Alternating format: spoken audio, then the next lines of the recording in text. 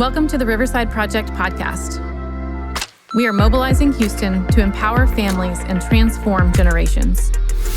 We hope these conversations will give you a greater understanding of the issues facing our community and inspire you to find your place along the river. Hi, everyone. Welcome back to the Riverside Project podcast. Today, I am so excited to introduce to you Isaac Etter. Isaac is an adoptee and social entrepreneur who was transracially adopted at the age of 2. He founded Identity, a startup focused on helping adoptive and foster families to thrive. At Identity, Isaac is working on reimagining post-placement support for adoptive and foster families. He uses his story and his deep passion for adoption and foster care education to bring relevant, quality, and diverse resources to adoptive and foster parents. Isaac, thank you so much for being here. We're so grateful for your voice, and I'm really excited to share a little bit of your story and just your expertise and experience with our listeners. Yeah, thank you so much for having me. I'm excited to be here. I think this is going to be a great time. Great. Well, let's just start off as we always do. Tell me a little bit about who you are and what your story is. And I'm excited about this conversation. Absolutely. Well, yeah, I'm Isaac, as you said, and I'm an adoptee, kind of first and foremost, I guess. I was adopted when I was 2. I was with my birth mother up until then, so I didn't spend too much time in the foster care system, only about a month. So I was placed for adoption and adopted fairly quickly. And then I was adopted transracially, so my parents are white and I'm Black. And so growing up, I experienced a lot of feeling like the only one, a lot of feeling very alone and isolated. Though my parents are great and very loving, what they didn't do well was surround me in communities that represented me, that looked like me. So for a lot of my life, I felt very, alone, kind of like, it's kind of on the nose, but kind of like the black sheep, as you might say. And so, it was a long time, really up until I was an adult and was going to college, to where I had friends that were Black that came from Black homes. So growing up, the only people that I were around that looked like me or close to me were also adopted. And so though that was wonderful to have friends that were adopted, we were all having the same confusion, right? None of us were ahead of the other. Yeah. And so we were all having the same challenges. And so after a couple years, after going to college and starting to bring these issues up, it was very tough for my family to understand me at first. And so one of the hardest parts of my journey with my family was been trying to bring up kind of some of the pain around growing up in a community that didn't represent me, and going out into a world that I wasn't prepared for, right? So I wasn't prepared to experience racism in college because I'd never been around white people that didn't know my family was white. And so there were things that I ran into as an adult that were very hard for me and very hard for me to understand. And my parents also just couldn't understand at first. And so after a pretty tense kind of year and a half, 2 years, my family and me slowly started to kind of work through things. They found mentorships, they read, I learned how to communicate even better. I'm sure I wasn't the best communicator at 18. Who is, right? And yeah, exactly. And eventually we were able to get on a page where I felt like they understood where I was coming from. They understood the experience that I was having. And they understand also the areas in which they didn't set me up for success. Right. And so their acknowledgement of that, and my acknowledgement that they are loving parents, right? They didn't do that in a malicious way. Definitely led to a pretty good reunion between us and a really good way for us to kind of move forward. And, even though that was happening in the background, it wasn't like a public thing at first. It wasn't like a known thing. I was already doing like kind of community advocacy work in Lancaster. I was back home at this point. And an adoption agency that I crossed paths with asked me to come to a cultural training of theirs. So I'd gone through this whole thing with my family, right? I'd had the upbringing. I'd had the whole kind of like year and a half, 2 years of kind of like this tension and complicated relationship with my family that was finally starting to resolve. And just as life does, an adoption agency found me and asked me to just volunteer and come to their cultural training and to share my story. And so after, a couple months of doing that, the social worker, she just kind of pulled me aside and she was like, I'm not really sure what else you're doing, but you should probably just do this. And I hadn't really thought of it like that before. This was just something that I was kind of volunteer doing and definitely something that I like to do. I mean, it was evident that people were getting a lot out of it. But after that moment, I was young and I didn't necessarily know where I was going. And so I decided to just go all in on it. And that was 2019. And since then, I've gotten to speak, just pretty much around the country on this issue. And, back then I was really just like a speaker and a consultant. And when I was doing that, I learned a lot about the kind of unique challenges that were happening, not just in Lancaster or Pennsylvania, where I'm from, but everywhere. It's kind of strange, but the same issues that my family had are the same issues I'm seeing on the other side of the country. And so really figuring out that a lot of these issues are universal. And a lot of times parents are not naive. They're just confused on the next steps. So they may understand that they need to do something, but not understand what it is, or there might be awkwardness and tension around doing it. And so in 2021, I decided to start Identity, and shifted my gear from just like speaking, but how do we actually create these resources that families can use that they can refer back to? And how do we do it in multiple ways? There's a lot of people who like to read, but there's also people who like to watch, and there's also people who like hands-on stuff. And so we started with our practical guides, and a practical guide to transracial adoption, which is the one that I wrote, is used very frequently by agencies and families, but we also have one on Black hair care, and in May we'll have one on adoption after infertility, kind of bridging that gap for families who are transitioning journeys. And so, our goal is to not only have the kind of like that physical, tangible resource, but also to add a content layer so that those kind of visual and audio learners can also get something out of it. And so we have a podcast with me and my mom called Inside Transracial Adoption, where we walk through our journey. Yeah, thank you. I've liked it. It's been really very helpful and insightful. Mm-hmm. Thank you. Yeah, I love doing that with my mom. It's very nice. And then we also have a docuseries on me and my family's journey. And so we try to we're going to do the same thing with hair care this summer, add a bunch of visual components, add a bunch of YouTube trainings. We're going to do the same thing with the infertility guide and some of our other upcoming guides where we add like this podcast and visual layer to it. Because again, a lot of times parents know what they need to do, but the action of it can be very intimidating, scary, or unknown.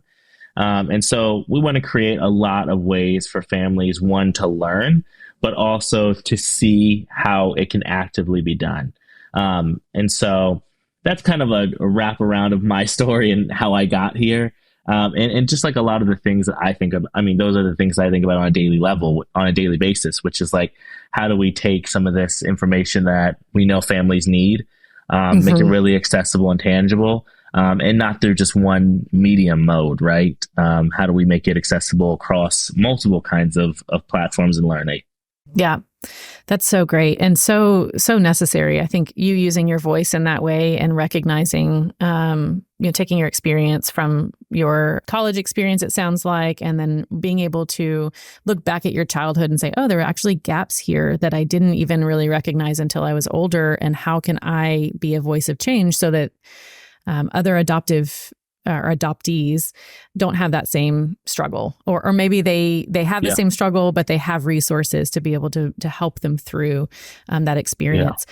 At what point, I assume you looking back, it's much easier to see in your upbringing that there were things that were missing, but you probably didn't recognize it. I would expect it in the moment. When was that moment that shifted for you, that something was missing and you felt ill-equipped to move into adulthood without some of these skills? When was that? And then were there specific things that started that trajectory for you? Yeah. So one of the first things that came up for me was actually like learning things from the internet.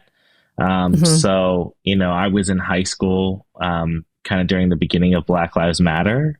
And so the internet taught me a lot of things that I had never learned.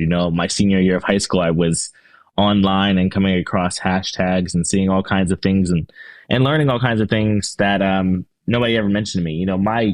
like legitimate education on racism and civil rights issues was like Martin Luther King Jr. and like Rosa Parks. So from my perspective, as you know, I was a homeschooled, you know, black kid in a small town that's known for Amish people. So like, you know what I mean? There wasn't like a lot of things around that would have cued me into it. And so really the internet is what really started making me think that I might have a different experience, but it was also confusing because I didn't have any context for it. Yeah. But the night I turned 17, me and my friends were kind of on a walk late at night, you know, just because we're in like a rural area. And we were walking back to my parents' house, coming kind of down this long road hill kind of thing. And at the end of the road, there was a cop car that was flashing around a light, like it was looking for somebody. And so me and my friend started running back to my parents' house. And while we were running, one of my friends shouted out, "It's all right. Isaac's the only one that's going to get in trouble." And I remember that for me, that was when it all kind of came together because, you know, we were all 16, 17, 18, you know, we were all young. And I knew that if I was just learning about this, if I was like just starting to figure this out, but they already knew this, then it was information that like was known. I was just the only one that wasn't told or didn't know. And so that's when the shift happened where I really realized, okay, like I'm probably walking out into something that I don't understand. And then in college, you know, kind of the rubber immediately met the road. Yeah. What was your experience in college like? Yeah. So in college, you know, I went to a very small private college, and you know, it's probably a mistake to go to such a small school in my hometown. But really, one of the hardest parts about going to college for me, because there was like some blatant things that happened, and there was, you know, awkward situations with teachers where I'd get asked to speak on like black issues, like Colin Kaepernick kneeling or anything else that was in the news. But one of the hardest parts for me was the fact that I'd grown up in a community, pretty much all white people. I had mostly white friends my whole life, you know what I mean? Other than my adopted friends, who I was close with growing up. But I mean, most of my friends were white. So I was very comfortable. Like in my head, I didn't see anything weird about that. But in college, I noticed like immediate hesitation towards me, right? Lack of comfortability around me. You know, from people wondering from white friends or just from friends students. Or any students? Just from other students. Yeah, you know, just in people like I was meeting. Like for me to walk into a new school of 90% white people it wasn't a phase for me. Like it was just a normal life thing for me. So I was comfortable like going and meeting people and trying to make friends, but I noticed immediately the hesitation, the odd looks. People wondering, you know, maybe why I was sitting with them. And then I also noticed the kind of like guard go down when they figured out I was adopted, or when it came up that I was adopted, or I brought up that I was adopted. And so it was one of those things that started to become very noticeable for me. Like, oh, white people are only comfortable with me when they understand that I'm adopted. And that became a really hard issue for me, because I was like, oh man, that's weird, because this is like, to me, this is just the community I grew up in. So it's like not, to me, I don't need the context of like you having a white parents, you know what I mean? Or anything, you know what I mean? So that was probably the hardest part of that transition for me, was just realizing that without my parents, I wasn't super accepted by a lot of people in the white community, at least where I was going to school. Yeah, I could imagine that being just such a strange feeling to recognize that my whole life I've been surrounded by this white family and they're attached to me. And so that gives a lens through which people see me. And so you don't even, it almost like shields you from some things. And then that shield is kind of gone. I don't know if shield is the right word, but that extra filter or lens through which you are seen is no longer there. The thought of, I have two sons who are African American, and another son and daughter who are white. And so I think about that when they go to college, right? I feel the looks, we've had the moments. Everybody, I think every transracial adoptive family feels, especially when it's new. There's things that are said, things happen. People say silly things. There are certain moments and in different places where you feel like you're being looked at a certain way, not necessarily in a bad way, just an intrigue. People are just intrigued by like, what's the story there? But the thought of my kids going to school or going somewhere without me, and their whole lens and their whole world has shifted because no longer am I, for whatever I represent in that space, that's no longer there. And what that does to how they feel. I really applaud you just for recognizing that shift. I think it would probably be easy to just go along and say, this feels strange. I don't know what it is, but I'm just going to keep moving on. Exactly. But the insight to be able to recognize something is different here and I don't know what it is. And, I actually think it's because this lens is no longer there. And now I have to do this on my own. That's the thing that scares me the most too with my kids is like, they have to go out and live their life on their own.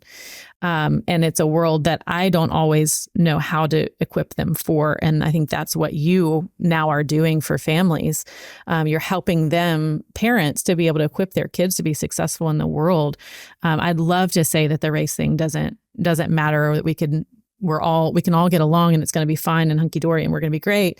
That's just not the reality for our family. And so I love being able to speak to you about this so that I can. And then the people that listen to us who I know are in the same situation, they can get some tools and they can hear from someone who's actually walked that road. What can we do? One of the things that you've said is that your goal is to really prepare parents to equip their kids to live in a world where they are seen, heard, and valued. Can you share a little bit more about what does that mean? What is that goal for you? And then how do you make that happen? What's the practical steps to making your kids feel seen, heard, and valued? That's TBRI talk, right? The trauma-informed lens is to make sure that they feel seen, heard, and valued. And I think we do that so well in some ways.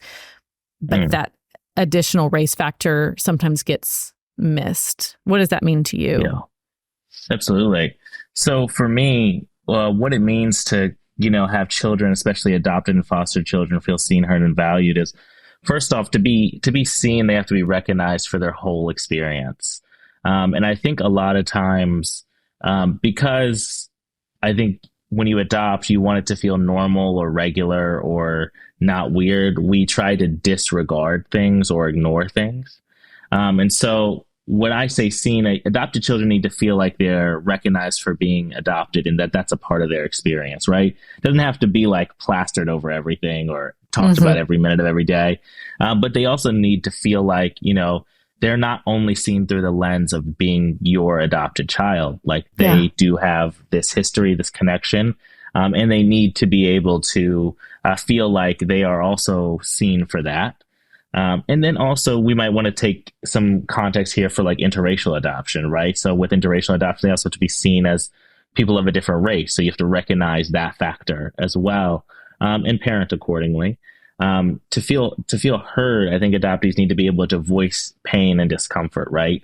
So if you're making them feel seen and recognizing that they are adopted and there may be grief, challenges, confusion, especially in identity around that, you're also giving them a chance to feel heard in it, right? So you're not shutting down conversations about birth family or about adoption or trying to glance over it.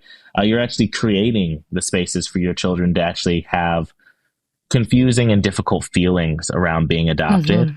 And then ultimately, I think if you do both those things, children feel valued, right? They don't feel just valued as long as they exist in the context of your adopted child. They feel valued for their whole experience, right?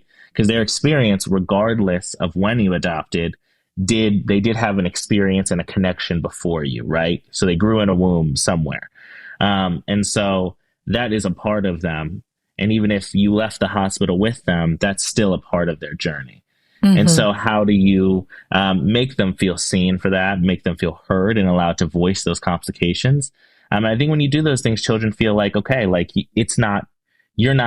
don't just love me in the context of the fact that you got to adopt me and now erase my history. Like, no, you Mm-hmm. love me, the person that I am encompassing fully, Yeah. because those pieces of your child are there.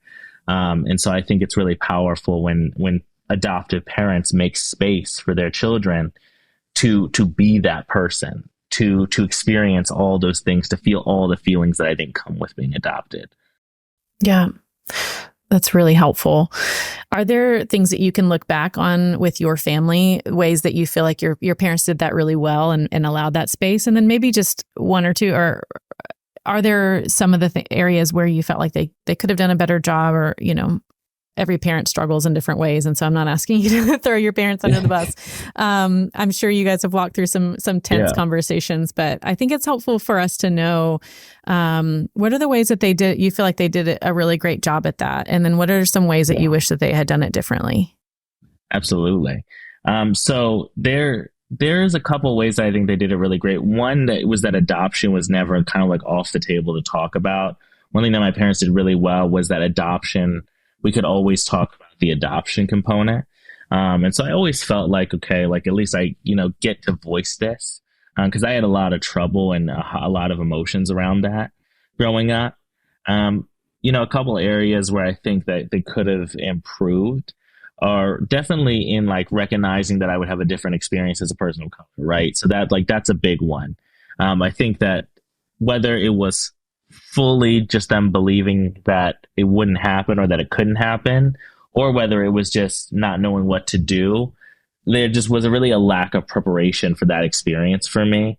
Another thing I think we talked about adoption, but I think there was a lot of signs that I was having difficulty with attachment and like kind of trauma responses to it. And so even though I got to be upset or be sad or feel complicated about being adopted, there wasn't necessarily a ton of like proactiveness in the direction of like the resolve. So it's just like a lot of like just being able to voice it, which is great, right? It's like definitely better than some people have. But I think there is kind of I think I showed a lot of signs very early that would have been signs for whether it be therapy or something like that. And so I think that your children, if you're creating the space for them to voice things, will cue you into how they're feeling, right? Yeah. And if your child is struggling very like heavily with like rejection feelings, abandonment feelings very early, that's going to show up in like attachment styles in different areas where they're going to need support and help earlier on. Yeah. Yeah, I think making space is one of the best things and one of the things I actually see the least. So, I feel blessed to have parents that made space for me to talk about adoption. But when I talk to older adoptees, one of the things I hear the least is that space was being made. Maybe it was always known and like adoption days happen and like all the things, like it wasn't that adoption was a secret or something you never talked about, but the real space to feel complicated or grieve or pain around adoption wasn't there. And so they often felt like, hey, like I'm happy that I was adopted. I'm love my parents. Like there's nothing wrong with my parents, but I always felt like I could never express the pain that I was feeling to them. And ultimately that's a bond that I think parents want to have with their children. You don't want your children to like grow up and basically feel like they can't come to you about such a big part of their life. Like you want to be a part of that process for them and a part of that healing for them as well. Yeah. I think there's the making the space, allowing them to voice those things, and then doing something with that, whatever is said, is what you're saying. Is there's an added component that it's really, really helpful to give them the space to share those things. And then when they do, yes, be with them. Yes, comfort them, but also take some steps towards meeting those needs that they're sharing. And I think that might be the point at which many of us, including myself, don't really know where to turn. I remember my oldest adopted son around the age of 4 started saying, I don't want to have brown skin. I want to have white skin like you. I don't, people with brown skin are bad. I don't know where that even came from, but it really stems from a lack of people in his life who he's seen, who he's been around. And so those things, like, yes, we made space to tell me what you feel about those things.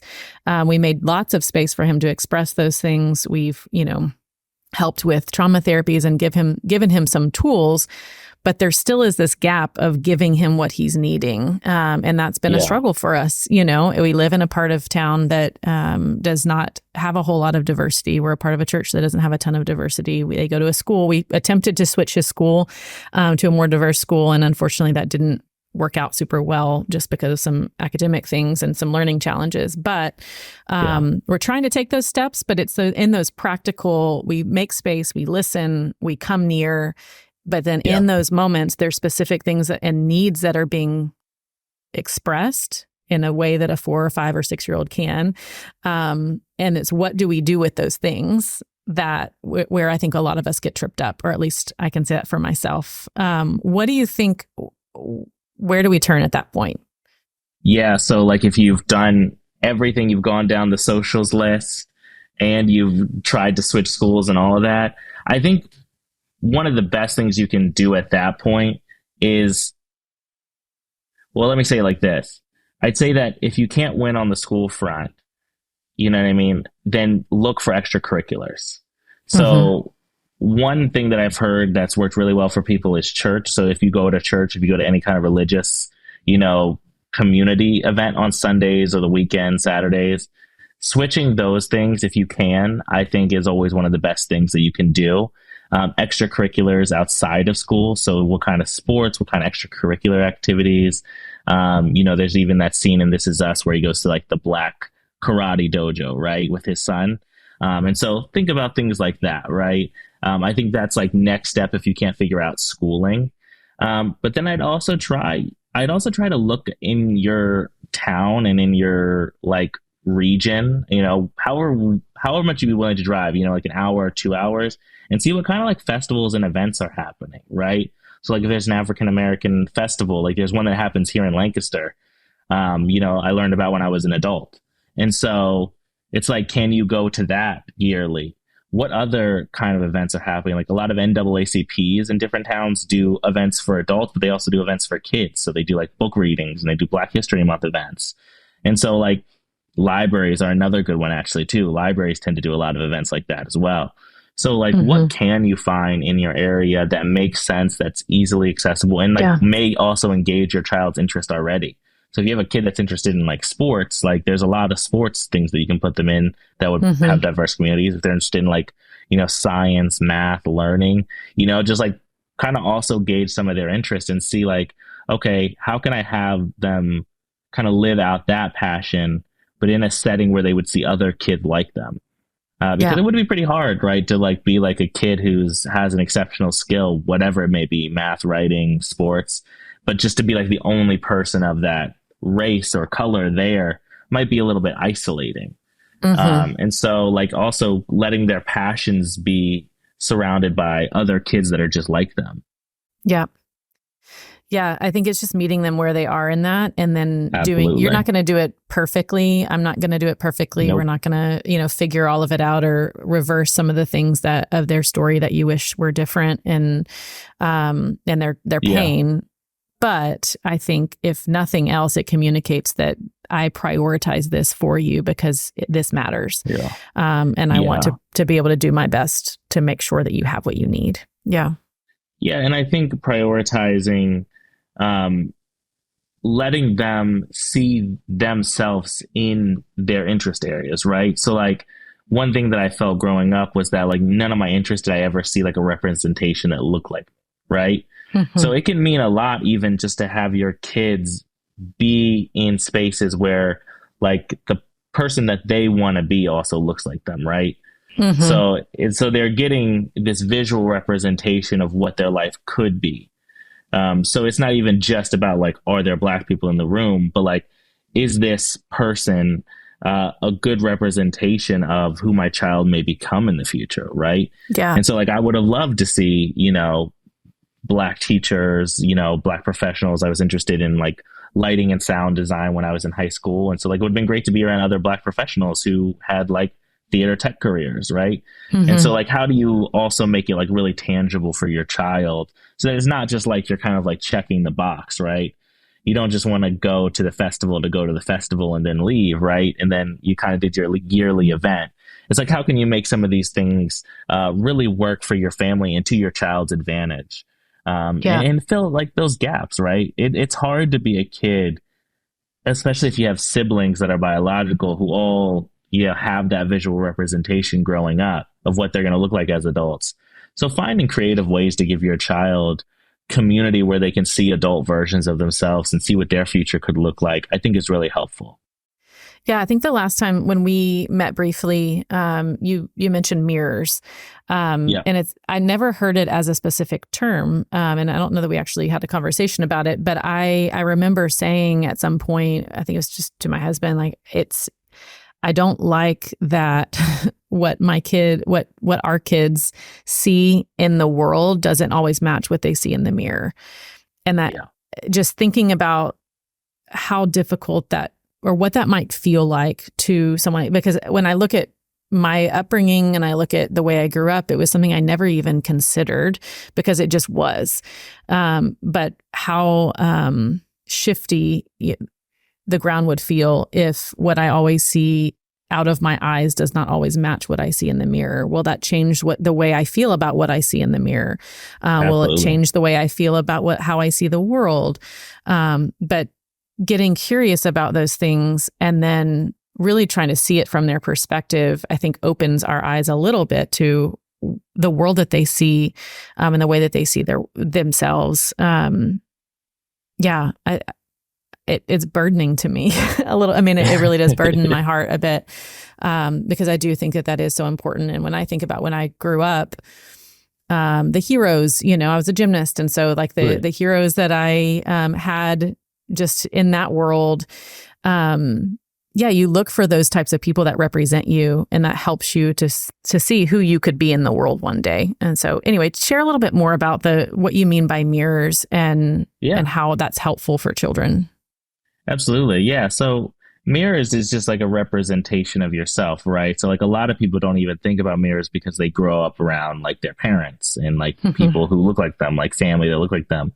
But especially in the case of like transracial adoption, and this can even happen in like same race adoptions, I think too. But you're not growing around people that are visual representations of you, and so there can be confusion and lack of understanding of like what you might look like as an adult, what features are from where, and so giving especially transracially adopted children racial mirrors allows them to visualize older versions of themselves, and also have it like not come from necessarily like media, right? So like we could like growing up, like one of the only examples I can give you is like Little Bill and Fresh Prince of like my examples of like what I understood about Black people that look like me.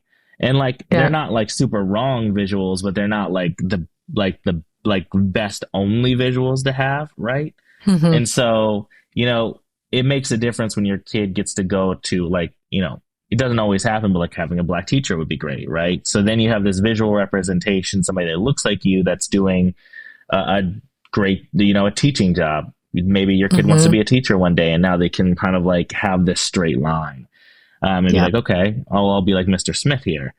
And so what I think it does is it lessens the isolation feeling of transracial adoption. You're not the only one anymore because you're surrounded by these different adults and children who all look like you, may also have different families, right? So you may go to a school where a kid has two moms or two dads, or another kid is adopted, or, co-parenting situation. So like you kind of also can break up some of like this, families only look one way type of thing. Because I think when kids get their visuals, and media has changed a little bit, but a lot of times when kids get their ideas of family from like media, it looks like very one way. And so then the isolation feeling only continues. So it's like, okay, it's nice that Little Bill was a Black character, but he had a Black mom and dad. So now it's like, it's still like you're still in that kind of bubble, right? And so I think it's kind of nice when you have communities that all like have different representations, because your kid can also see themselves, but also see that family can also look a lot of different ways. Yeah, And that can be it's confusing good. for kids too. Like that family can look different ways. Yeah. I think in the past, and sometimes still today, there's this idea also around adoption that if we just love our kids enough, then that's going to overcome their challenges with trauma or, their racial struggles. And I think that it is shifting away from that a little bit. Love is great. And love is Yeah, 100% a part of, like, we're not throwing that out. Love is absolutely. very, Yeah. very helpful, and it is a component. But do you ever encounter families who still struggle to believe that this type of work is needed? And how do we respond to that? How do we get that information to them or convince them that, hey, this is an important issue? Yeah. So I think I like to give this example. It's very similar to me as like marriage, which is like nobody who's been married or been in like a long-term relationship would tell you that love is enough. Like it's just like nobody's going Yeah. to tell you that, right? Like they'd be dumb to tell you that too, right? Because you know that a lot of things happen. People annoy you, you have fights, things you have to work at loving a partner. Yeah. And I would actually argue that if you have biological kids, people would not tell you that love is enough. They would tell you that you have to work pretty hard to love them Yeah. sometimes. And so I think it's just like a really big kind of, I don't know, you might say like outdated or just like wrong, like kind of marketing message that got sent through adoption historically. Mhm. And I think it was probably meant to encourage people to adopt and get away from bad stigmas of adoption or maybe adoption from foster care stigmas. So the intention might have been positive when it started, but for people who that's their introduction to adoption or believe that or think that, it tends to kind of hit them in the face at one point or another because kids are kids. Like biological or not, at some point or another, that kid's going to be pretty difficult to love, whether it's when they've just destroyed the room you just cleaned or, they're having reactions to trauma that lives inside their body. Right. And so I think that love, one, is just a part of like committing to somebody. Like when you go to adopt, you're committing to that person, just like marriage, right? So love is something that I think is a part of adoption or should be regardless, right? You shouldn't adopt if you don't want to love the child. But it is not enough because your child is one going to have their own experience. So they're going to have their own complexities, their own journey. And that may lead them to do and have reactions to things that are going to be hard, right? Like we see there's a lot of statistics about mental health challenges with adoptees and foster kids. There's even, statistics about some of those kids ending up in like juvie type situations. So like, I think the idea of love is enough sends a misconception because like what do you do when those challenges come up? What do you do when the behavioral challenges come up or the hard times? Or maybe there's stories of adopted kids who like have a year or two where they hate their adoptive parents, and that's not actually true. They don't actually hate their adoptive parents. They just are confused about this idea of adoption. They're struggling with the abandonment, right? So is love enough then? You know what I mean? Like if you're not getting it back. And so I think that it's not is love enough or love is enough. It's a commitment. It's a commitment to making your children feel seen. It's a commitment to make your children feel heard, and ultimately making them feel valued. It's a commitment to daily stepping into not like a battle zone, but like you're stepping into an arena every day where you're recognizing that there is loss involved, there is trauma involved to some degree or another, and you're stepping into that arena every day knowing that it could show up in a million different ways, right? Yeah. It could show up very positively as like an overachiever student who never wants to do wrong and freaks out anytime they do anything wrong. Or it can show up as in a child who doesn't want to do anything well and wants to destroy everything in their path. But the love should be the underlying commitment, right? It's not the thing. It's just a part of the thing. It's a part of parenting. It's a part of getting through the highs and the lows. And you have to be committed to both of those journeys with love as kind of like just this underlying thing. Like you're committing to love this person when it's good, when it's bad, and knowing that the love isn't going to fix the issue, the love is just helping you keep through the journey. Yeah, I think it's the root, right? It's not that we throw that part out. It's just, it has to be a love that's not a love in and of itself. It is a love that motivates us to commit to one another. It's a love that motivates us to sacrifice for one another, even if that means I'm going to step into a world that I don't have any idea about, or I don't even feel necessarily comfortable, but I'm going to step into the discomfort because you live in a world of discomfort. I'm going to step into the uncertainty because you live in a world of uncertainty. So it's not that the love is not there. It's just, it can't stop with just feelings of love or this idea of love, but an actual motivated and tangible, lived out sacrificial love. Right. Absolutely. Maybe that's the difference. Yeah, absolutely. Is there anything else to, just if you were talking to parents who are just stepping into the journey of, hey, we're going to become foster parents, we're going to adopt, and we may adopt a child that looks like us, and we're open to adopting a child that doesn't. What do you think would be helpful on the front end that they could be doing to prepare so that this is the lens through which they're walking with from the very beginning? Are there any things that people can do or to consider at that point? Yeah. I think you have to consider whether the conversations and the sacrifices that it does take to raise adopted kids are what you want to do, right? And so if you're adopting a child of a different race, so transracially, you have to ask yourself very genuinely, are those commitments that you want to make, that for 18 years you want to make commitments to being in those communities, and ideally longer, right? And so is that a commitment that you actually want to make? And there's no right or wrong answer. You haven't adopted a child yet. So if you don't want to, you then know that may not be for you. And then I think just in adoption in general, and especially foster care, you have to just understand that there's loss and there's grief and there's things involved that are going to show up. I have adopted friends who growing up, adoption wasn't an issue, but as adults, it's really hard for them. Right. And so understand that grief and loss that comes with adoption, it can show up differently in different seasons of life. And so are you willing to sit in that when your child is 6 and when they're 26 or 30? And so just asking yourself those questions, I think are just really good. I think that those are the things you need to think about before adopting, because loss and grief are part of adoption regardless.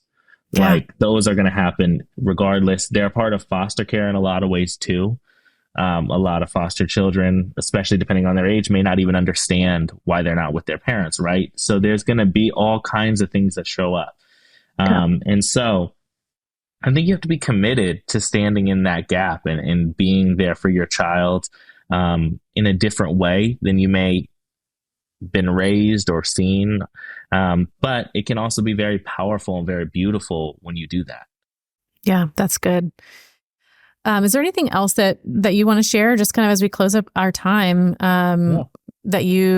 anything else that you would want to share? And then how can families or organizations engage more with your work? You mentioned your study guides and some of the things that are coming out, but how can we best continue to engage with you and learn from your experience? Absolutely. So you can go to isaacetter.com or identitylearning.co. And then on Instagram, it's going to be identity.learning. And on YouTube, it's also identity.learning. So there's a lot of fun stuff on the internet that you can engage with me. I try to keep it fun and keep it engaging. And so I'd love for people to go and engage with that stuff. If you want to learn more about my story, there's a way to do that. But then you can also find any of our practical guides. One on transracial adoption and one on Black hair care are currently out. But then you can also pre-order our practical guide to adoption after infertility starting in about a week. And so that will cover if you're a family that's, been trying to conceive for years, months, however long, and you're ready to make an adoption plan now. I think there's a lot of things that from that journey to adopting kind of get mashed together. So we partnered with Dr. Anna Coley, who's gone through this experience herself and has done a ton of research and trainings around this to create really, I think, a really good workbook for parents who are ready to pursue adoption after going through that. But we know there's still grief and loss a part of that journey. So like, how do you navigate that into this one? And That's so so I'm really good. excited about it. I think it's going to be very powerful. And I think it only helps like continue our mission of creating a world where children feel seen, heard, and valued. Because whether it's intentional, like it's always, I think it's unintentional, but a lot of times when our goal is to have a child, we can get all kinds of things confused in there. Hmm. And one example that I'll give that she gives that I think is really helpful is that some people don't know whether they want to have a child or whether they want to carry a baby, like have a baby in their womb. And if you don't know which one of those you are, then you could be going to adopt trying to resolve or solve an issue that is not going to be resolved or solved, right? Hmm. And so it's actually really, I think, important step for parents to consider as they navigate that transition. And I think it only helps children who are going into those homes to have parents who have walked through some of those questions. And so That's I'm good. excited. I'm excited about it. Yeah. And I think it's going to be powerful and helpful. It sounds like it's going to be a future podcast episode. So Yeah. I'll tune get you in in. contact with her. She'll be great. Yeah, I think that would be real. It's a very, very important conversation and one that we come across quite a bit. And one Absolutely. that there's not a lot of resources or voices out there from a lived No, experience. So stay tuned for that one. absolutely. The last 5 minutes of our time, I typically go into just a few kind of rapid fire questions just to get let us know a little bit more about who is Isaac Yeah. Etter. So let's roll through those real quick before we sign off. Okay, number one, if you could pick a TV show, old or current, to live in, which one would Ooh. you pick? Oh man, that's a great question. Growing up, I really loved that show Suits, and I know it made an appearance on Netflix again. So I think I would go there for now. I love that you said when you were growing up. That just shows how much younger you are than I am. Definitely not a show when I was growing up, but more so like I feels like a few years ago. Yeah, I think I was in Okay. high school when it came out.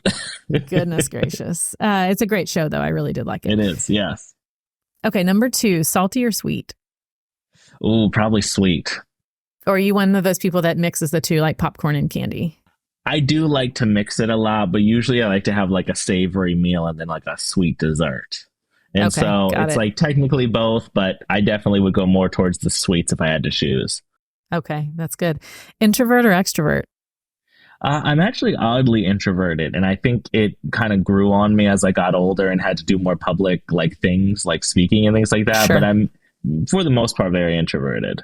Yeah, I could see that. I mean, sometimes the people who, just because you speak and, you're out there in the world doing things with people doesn't mean that you're not a more introverted kind of energy person. Exactly. Yes. Yeah. Number four, what's your favorite cereal? Ooh, great question. I like the Captain Crunch berries. I haven't had it in a long, Okay. long time. But Okay. that has historically been a favorite, and I'll probably be thinking about it. I know I shouldn't eat it, but that has historically been a favorite, or the Reese's Puffs. Okay. Yeah. Yeah. Both favorites of my kids. The Oh, more yeah. sugar in the cereal, the better. The Which is better, how I yes, grew up too. absolutely. Cocoa Puffs and Exactly. Cinnamon Toast Crunch were my go-tos as kids. Ooh. And I don't know how I didn't have diabetes by the time I was, Yeah. 16 or something. Those are good ones, though. I like those ones too. All right. Last one. If you could have dinner with anyone dead or alive, who would it be? Oh, it would be Steve Jobs, who is Okay. also an adoptee. Yeah. And so actually a big part of why I love his stuff and read a lot of his stuff is because one of the reasons that he was such a great entrepreneur is because he was adopted. And he talks Yeah. in basically all of his biographies, he talks very much about how adoption affected his self-worth and basically made him such a hard worker and so hard on people and himself. And he's not obviously a perfect character, but Sure. his journey is very I understand it very well. And so I would love to have an adoption talk with Steve Jobs. Yeah. I'm probably one of the Man, only the people who would stories you talk could about share. adoption, not tech. But I Not mean, I all would the talk other about tech things that he's too. accomplished. I know. We can talk Yeah. about those too, but I would love to just have an adoptee chat with Steve Jobs and just get inside that part of his life. Yeah. There's so many fascinating people. I'm always drawn to different podcasts or stories about famous people and how they ended up doing what they did, or very accomplished people, inventors, and what motivated, because it didn't just happen, right? It didn't. Right. For most people, there's a story behind it, and it's always so intriguing, but we don't always know all of those parts. So yeah, that's a great one. Yeah. All right. Well, thank you so much, Isaac. It is a pleasure to spend some time with you. And I know this isn't going to be the last conversation that we have. I'm just really thrilled about the voice that you have in this space. And I'm excited about getting more people able to hear it, staying connected with you. So thank you so much again for all that you do and all that you're working through. We really appreciate your time. Awesome. Thank you so much for having me. To those listening, we hope these conversations have inspired you to find your place along the river. And we welcome you to join us in bringing hope and renewal to the city of Houston. If you'd like more information on how to get involved, please visit riversideproject.org and submit a contact form. We'll see you next time.